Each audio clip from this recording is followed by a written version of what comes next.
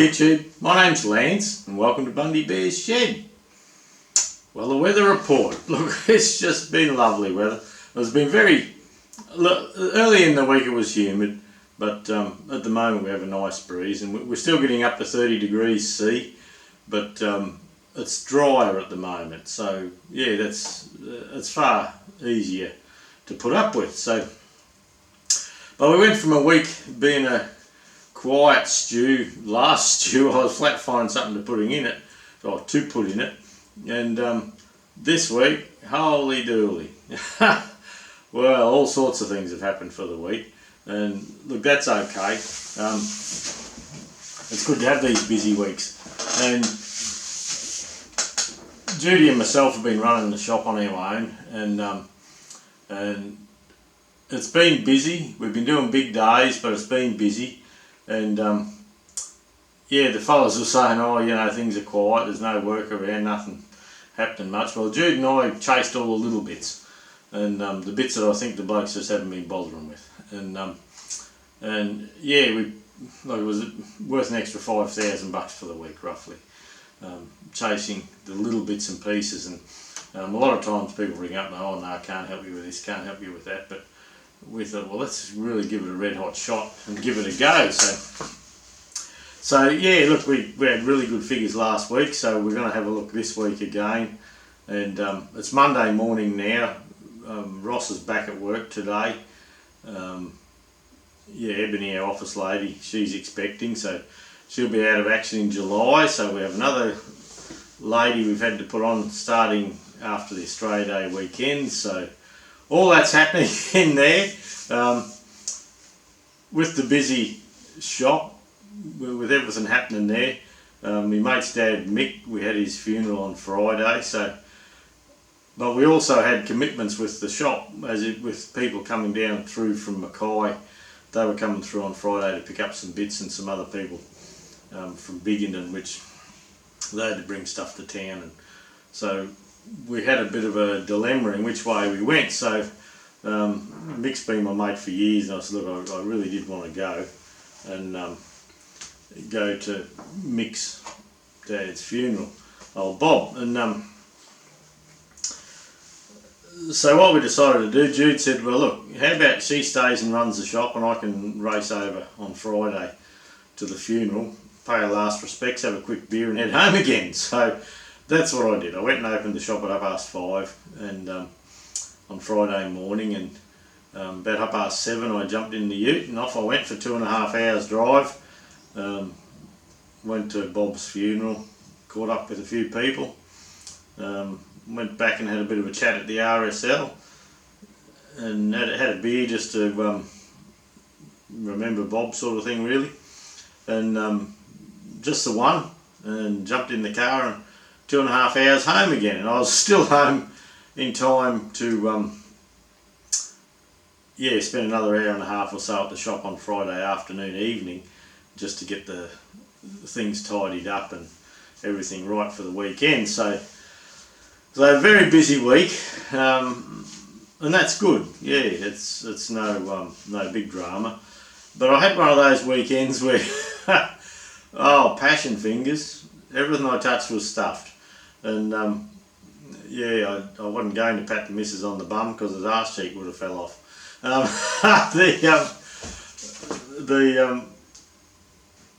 I started off, I suppose, as a few weeks ago, probably a couple of months ago would be more like it, when Mick was over here for the weekend. He's been owned an engineering business many years now, and my MIG was playing up, and he said, oh, you got a dicky regulator, and what's happened to the gas regulator, it popped and it was putting full pressure into my MIG welder, and it had blown a hose inside the MIG on the solenoid, on the gas solenoid. So anyway, we pulled that apart and fixed it and got all that going, and I did that, and anyway, I went and bought a new regulator, and I'd never bothered fitting the regulator, and on the regulator on the MIG, instead of having normal line, you know, your normal MIG line, Mick got me onto running a small air hose with Nitto ends, and the advantage of that is if you've got to grab the welder and head off the other side of the shed there somewhere, you use a bit of extra gas, but you can just plug an air line in, purge the line, and away you go. So you can leave the...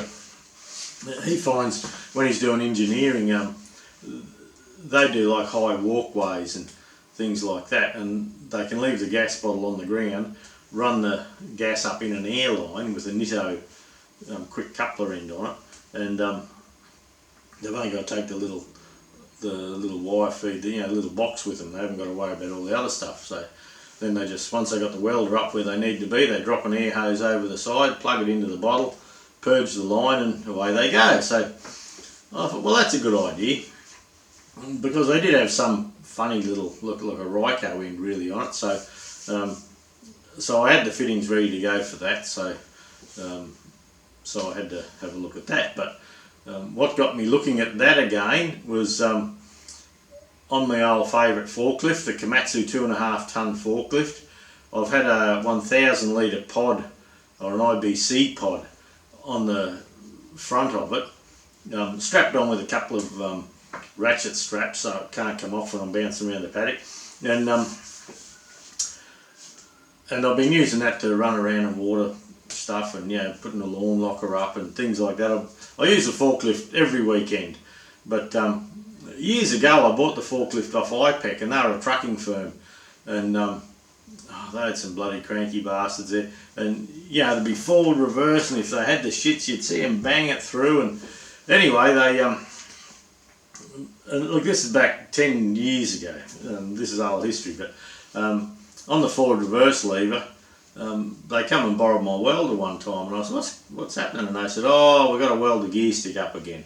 They said, these blokes get the shits and they bang it through, and they broke the gear stick off. And I said, yeah, okay. So anyway, I had to go down there and I had a look, and here they are inside the gearbox, welding a part up. And I thought, oh gee, that's a bit rough. Why don't you get the right parts? And they said, oh, I haven't got time for that shit, and it was their only forklift, so they had to get it going. They used to get there at 4 in the morning and pack the trucks, and they'd be off on the road doing deliveries by 9 in the morning, sort of thing. So what it was this housing here, that piece there, and they'd broken that off in here, straight through here. So, and what they were doing just to keep going was they welded it up. So that was fair enough, not my concern, not my forklift. But over the years they ended up upgrading their forklift, and the old Komatsu 2.5 tonne there, they offered it to me and I bought it off them. And I knew the forward reverse has always been a bit dicky, and I knew it had been welded up 2 or 3 times before I ever bought it. But look, probably 5 years ago or more, anyway, back sometime, it broke again, and I had to look at what it needed, and I had to keep going too, so I welded it up. But I had by then ordered, once I knew what was going on, I'd ordered a new shaft, because what they'd done, this must have broke. I may have broken at the top there somewhere, because all the end of this shaft here's got a heap of weld on it, and so they probably welded across the end, and who knows. But anyway, but I'd ended up working out where to buy the shaft through TVH, and I'd bought the shaft and the seal for here, and new pins to pop through, but I don't think at the time I could buy this part. And look, I wouldn't be 100% sure if I couldn't buy it. I've done a bit of a video on the patch up fix, but I'm thinking back later on, I can't remember whether we couldn't buy it or it was just going to take too long to get. And when we had the workshop, this old forklift, it was used every day as well. We'd be popping the displays out the front of the workshop, and we'd be just generally lifting stuff around and using it how best we saw fit at the time. And so I can't remember whether we couldn't get it or what, but it seems odd all these years ago that I've still got this shaft I had tucked away. I reckon I need 100 points for knowing where it was and finding the bloody thing. But I can't remember whether we couldn't buy one or it was going to take too long or what the story is. But I imagine if I could have bought one, I would have just put it on back order. And you know, when the shaft and that came in, I would have got it all together and, you know, just got the parts on hand, so next time it failed, we were right to rock and roll. But so look, I can't remember. I'm going to ring them again, ring TVH this morning, being Monday, and see if I can buy that part. If not, we're going to make it. And I've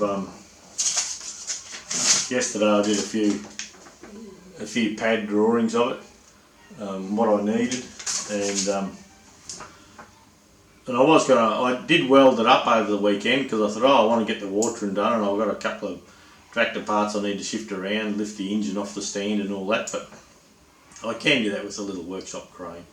And so I've left the forklift apart for the moment, right in the doorway. But look, if I needed to shift it, I could just sit the top back on and roll it out of the way, you know, start it and run it out of the way. So whether we build one of these parts and put a bit more meat in and give it a bit more body, or what we do, we don't know yet. But that's the forklift. Now I got to videoing the steering box on the 135 on the weekend, and I'd forgotten that bringing a car into the shed, I hadn't seen the lead on the pressure cleaner. I'd run over it and squashed the plug. So here I am videoing, getting ready to rushing around trying to get things organised and go to use the pressure cleaner. Oh shit! So had to find the plug and so fix that. So I broke the forklift. I hadn't fixed the MIG welder. I forgot to fix the pressure cleaner. Then I'm out getting a drink out of the fridge on the Colorado, and I'm looking at the battery thinking, oh, that's a bit low. I was sitting on about 12.4, and it sits there for a while, and I'm thinking, well, it's got a solar panel on the roof. What's going on here? So I let it go. Next thing, it's out in the sun, and normally it can cycle a bit, you know, when the fridge is on, your voltage drops, but we'll get cranked into gear. And turns out the solar panel on the roof of the Colorado has shit itself.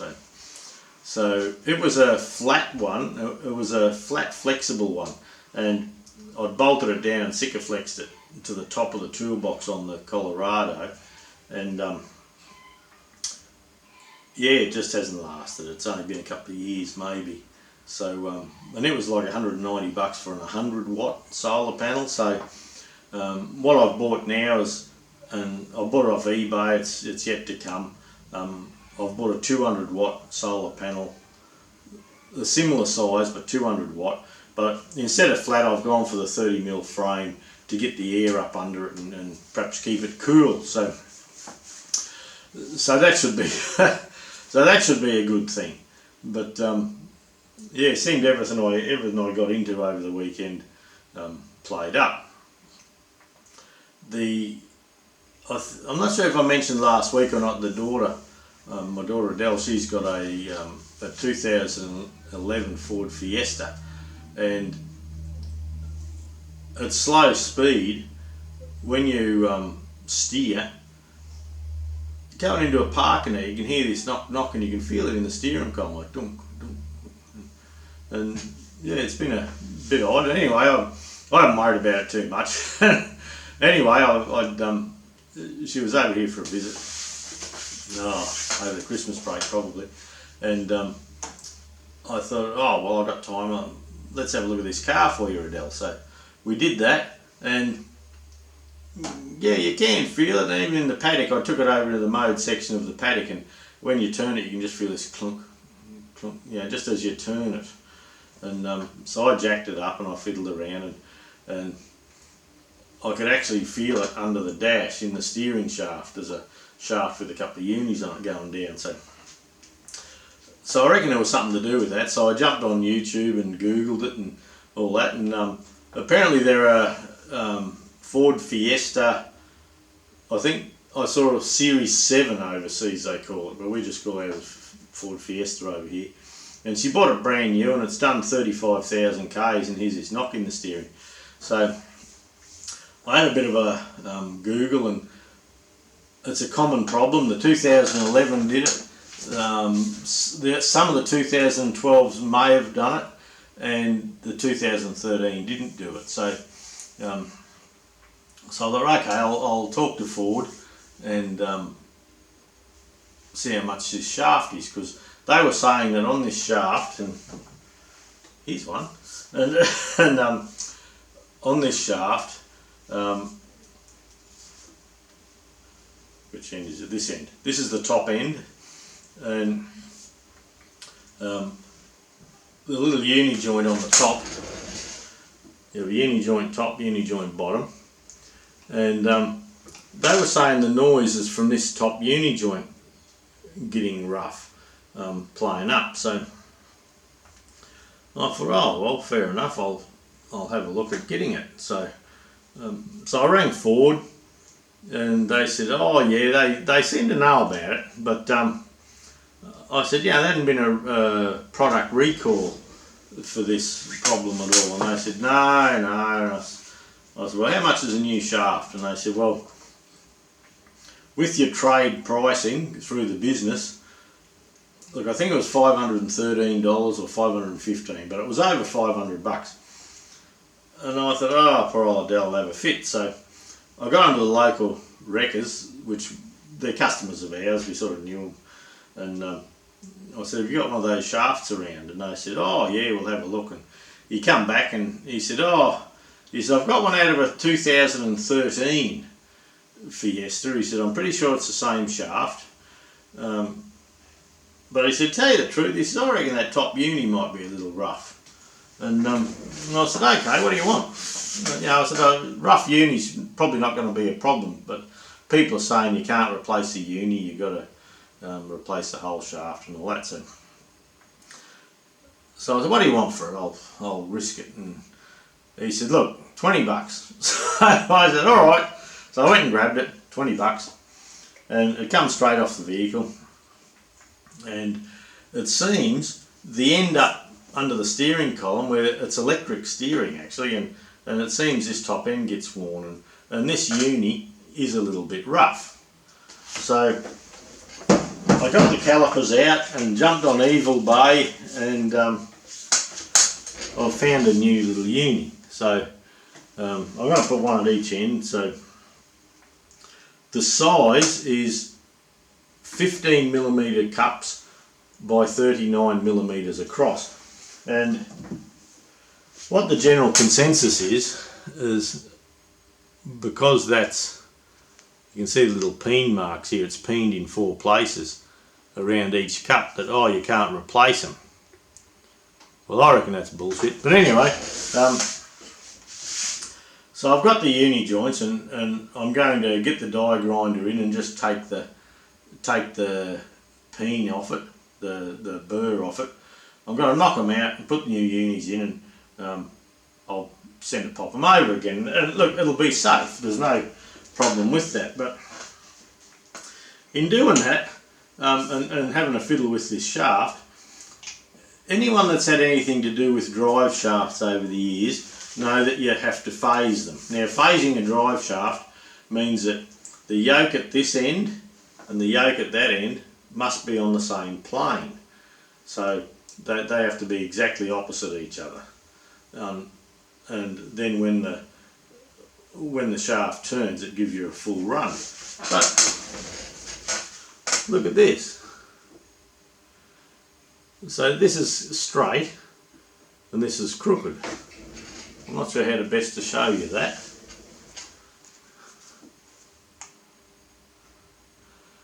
But yeah, so if I hold this one here in line with you, you can see the other one's out of phase.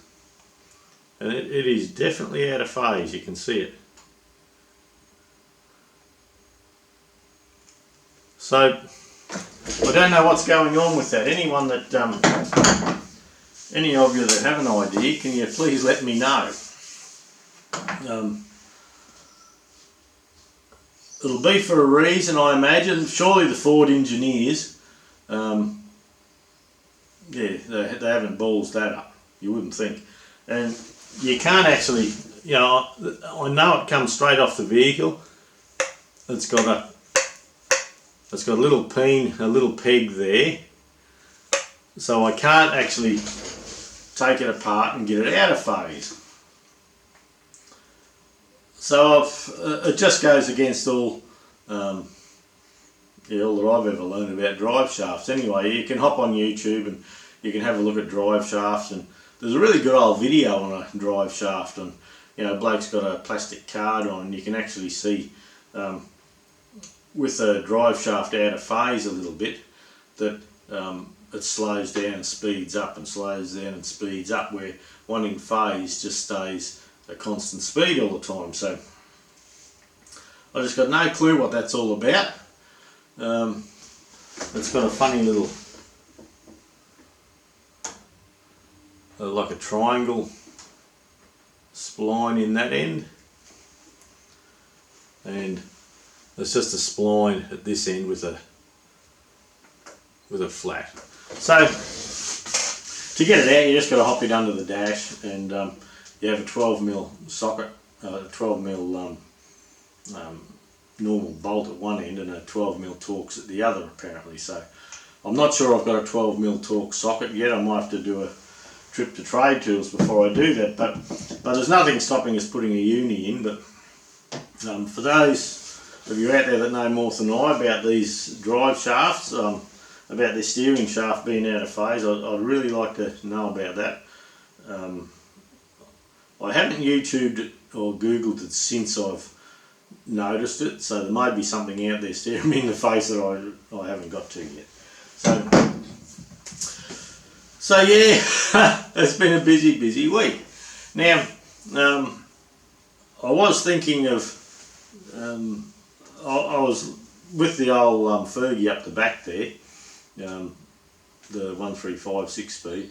I was going to do an injector up on video, but the way the world's gone now, I can actually buy a complete injector with the washers, with everything, for $5 more. That's my cost as a supplier, $5 more than just the nozzles. So I've gone that way. But up the end here, there's an endoscope. Now, I've always been a bit interested in those, and I thought, oh, I'll have a bit of a look around for one, and I wanted to be able to feed it down the side of a tractor or down through an injector hole or something like that, and you know, if you have a knock in an engine, you could pop him in and see. So I was having a bit of a look around, and bugging me dead, Banggood got onto me again. You know, they get onto all us YouTube blokes, and anything you're interested in, and I thought, oh, bugger it, I was looking at it, and I thought, oh, good choice, Lance, you know. Anyway, I said, send me that and I'll do a review on it for you. And look, I got that up, and I've had a fiddle with it. What a cracker. There will be a separate video on it, but yeah, boy, it's a good thing. It does 1080 high definition video, so you can actually feed it down the hole and press the button and take a photo, and then the instructions are a bit vague, or I'm a bit vague or something or other. Anyway,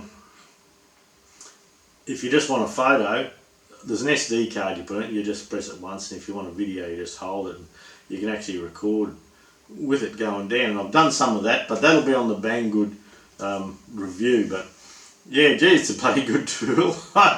Yeah, I'm just going to pack it away now. I've been fiddling with it. I've charged it up on the computers and fiddling with it, and I charged it up on a phone charger just to see with USB. So that's a good thing. But yeah, on this this week's stew, I'll show a little bit of welding up the old forklift, rough as guts engineering, and there was something else broke over the weekend, and I'm just trying to think of it now. And there was 3 things just bang up the shed there that that were just broken, buggered, and bloody I had to work on everything before I could use it. But anyway, that'll probably come to me. So look, that's it for this week. Thanks for dropping by. Yeah, just watched a bit of footage of me blasting a bit of goodie on there. I still haven't finished the front kingpins on the 135 multi-power yet. I've got the outer housings machine, but I just haven't had the time to continue with that at the moment. But yeah, look, that's about it, I think. What I can't remember to put on this stew, I'll put on next stew. Alright, have a good week everyone, and we'll catch you next week, eh? Okay, here we are over at the 2.5 tonne Komatsu, and our forward reverse lever's gone all sloppy and we're stuck in reverse. So we have high-low here, that's alright. But my old faithful, I was watering the trees, and all of a sudden I went to fill the tank, and all of a sudden I couldn't go forward or backwards. So I got it into reverse, and I went and did the watering in reverse. But now I've got a sloppy gear lever.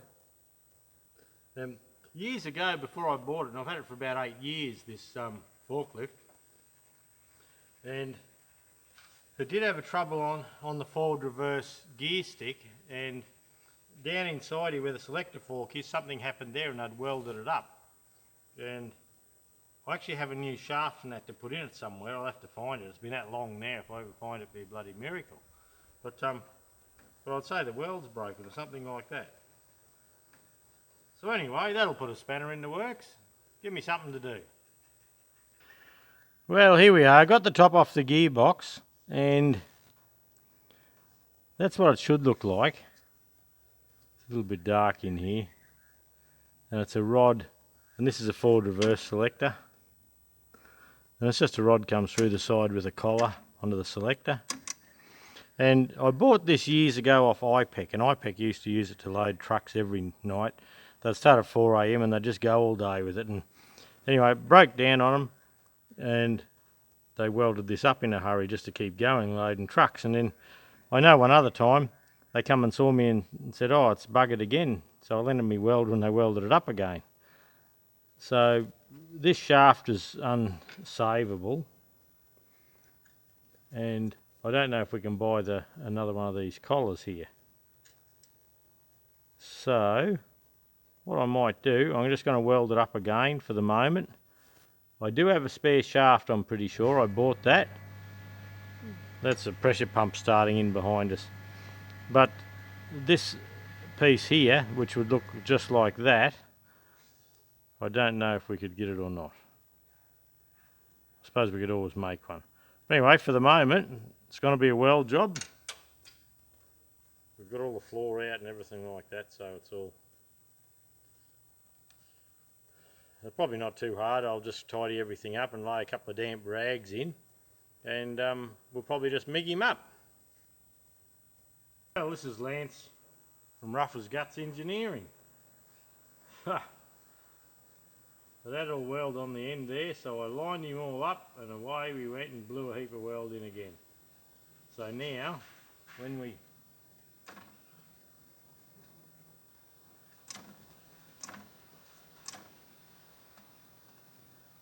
I'm getting too many shadows there for you to see it properly. So that's what I've done for the time being. Now I know it's been that long. I sort of had seen it years ago, but I hadn't registered. But now I know it's just a boss with a hole coming down through.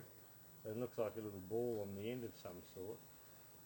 If we can't buy one, we can actually make one. So in the meantime, I've just used the CIG locker and bloody welded the bastard up again. It'll probably be one of those fixes till it shits itself. I won't bother with it, but now I have got on the list to get the part or make the part or something like that. So, but like I say, I do have the shaft. I have a shaft there and a pin and all that. I can't remember what happened years ago, whether they couldn't organise the part or couldn't order it or something like that. I'm just not sure. But anyway, rough as guts, but it'll keep it going for us. Well, it's the next day and I've been up to the house and I had this shaft tucked away, and this is the shaft where it would normally sit, and it actually has a little lip seal that goes onto it. I've bought the lip seal for this other one as well, and we also bought the pin to go through here back ages ago, but from what we can recall, this lever here, we couldn't get it at the time, and same as now, we didn't think we had time to fix it properly, so yeah, we bodged it up, and that's what we've done this time. Old rough as guts engineer in here, we've been right into it. But anyway, what it gives us the opportunity to do now is take some measurements of this one, and I can put some oil in the box, flush it out a bit, put some oil in the box, and I can make that. So we do have the opportunity to measure from the shaft up. We can measure the boss diameter, how thick it is, and we can actually work out like whether the center of the ball down here is in line with the center of the pin, and little things like that that'll help us making it. So we can, with it welded, it changes nicely.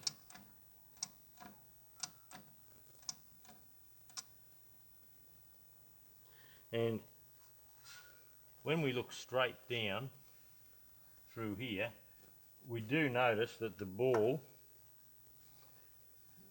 on the selector is straight in line with the pin. So that gives us something to work by. And we know, well, with the pin here, we know that the outside of the circle can't be any bigger than from here to there. That has a washer on it, this front one. So we know we can probably beef this up, make it a little bit rounder. We can take a measurement from the center of the shaft here on this one down to where we think the center of the ball on the bottom will be, and in that way we can also work out by placing this part of the lever here level with the part there. If being the forward reverse lever, it's the one that's copped the caning over the years, we can probably make this a little bit wider. So instead of having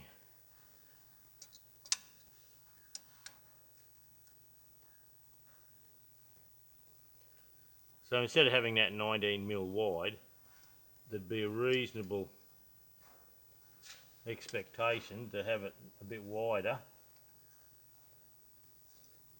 and that way we could,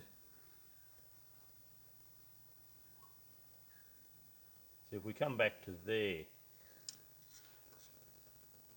that would give us 25mm. So 25mm wide there would still give us a couple of millimeters back and forth to line it up. And to work out the center height from here down, at this stage we can actually pop this one out, which we'll do, and we should be able to have a measure of that. So even though it's a bit of a bodge up, patch up job today, we can get ourselves organised, and then with this shaft here being in line with the pins, we can actually make it come in fatter and spread out wider here, so there's less chance of it breaking off. I don't know whether it's a weak point with them or not, or just working for IPEC, which is a freight company. It's like DHL or something or other like that. And some of their drivers, they probably just slammed it in back and forth, but all the gears look great, there's no problem there. I'll just go and get something and we'll pop this pin.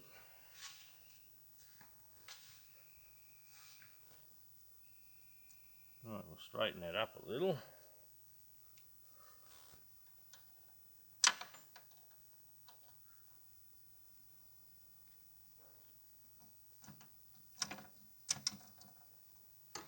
That's a nice easy position. and this so we can pop the split pin out easily.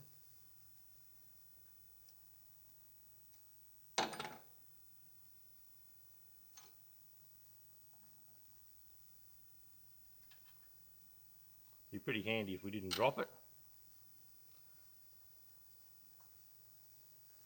And this shaft should be able to come out.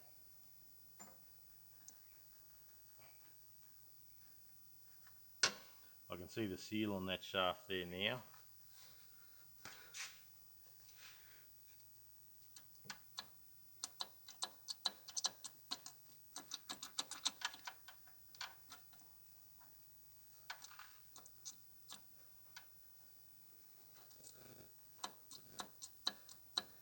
That feels pretty solid there. I don't know.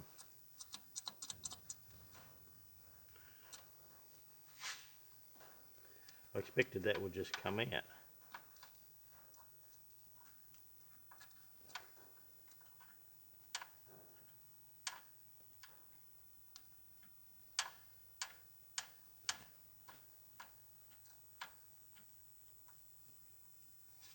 I'll see if it'll pop out. That's something that I wasn't really expecting.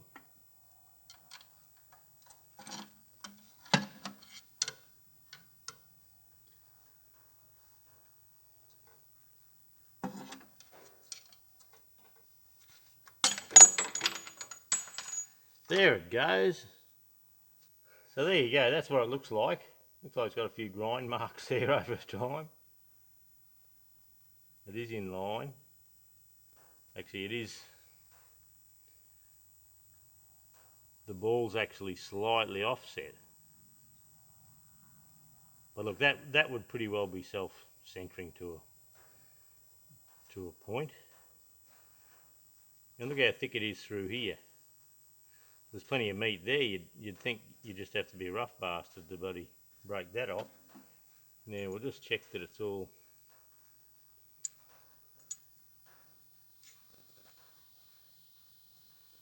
the same size. So okay, off to draw this up a bit.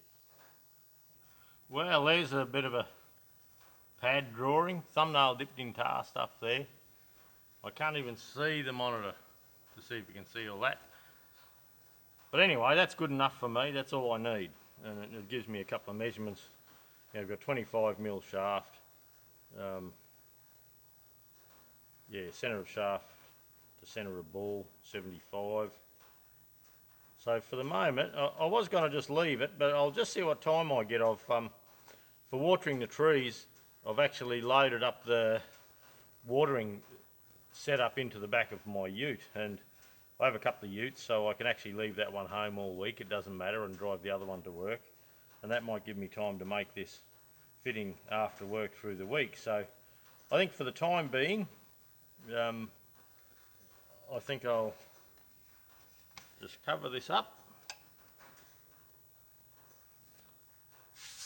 Keep all the rubbish out, and look, it's ready to go. If I need it in a hurry, if someone comes with something to unload or that, I can get it going in a hurry if I need to. But if not, I might try and take the time and make this little shaft, and we'll pull the high-low one out and put the new seal on the shaft and just do that. I'd rather do it properly, but it's one of those things, if time doesn't allow us, we won't. We're just going to bang it back together. So stay tuned for this. You may see some machining, and you may just see the forklift driving around. And that's the setup just at the moment.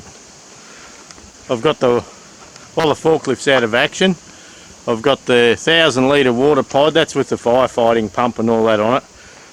It usually stays on the forklift, and we just drive the forklift around the paddock, and the orchard is over there near where the loader is. So I think we should be able to zoom in over there, and you can see where the trees are. So it's not far to go with the forklift, but normally we can just drop this pod on the ground and away we go. But now I've got to hop up there and have a bit of a wind up in the back of the ute, and that's no worries. The old ute handles it no trouble at all, and I've got the white Triton over there to take to work if I just want to leave this on the back for the week. So we'll see how we go, see what we get up to and what time allows and how busy we are at work and all that, to see which way we go with the Forky.